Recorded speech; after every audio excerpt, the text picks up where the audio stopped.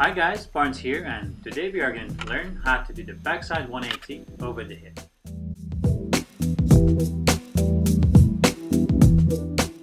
You might want to learn the backside 180 on flat before you try it on the hip, but it's up to you. If you are confident enough, just learn it on the hip. There is two sides of the hip, and it depends if the bottom of the hip is behind you, then you have to rotate less with your backside 180 compared to the other way.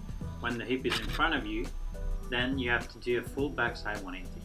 However, if you are able to do the backside 180 on the flat, it shouldn't be a problem for you. Foot position for this trick is just like your backside 180, back foot on the tail, more on the heel side pocket, and the front foot over the ball. Make sure you have enough speed so you can easily roll over the hip, and that will be just enough speed to do the backside 180. You want to pop your board when your front wheel reaches the crease in the middle of the hip, and at the same time start to wind up and turn your shoulders. If you start to turn your shoulders and head, then your hips and legs will follow. With your front foot, you need to guide your board up and kind of push in front of you and try to keep it leveled as much as possible. With your back foot, follow the movement and kind of pull or guide your tail over the hip to complete the full rotation like you would do with your backside 180 on the flat.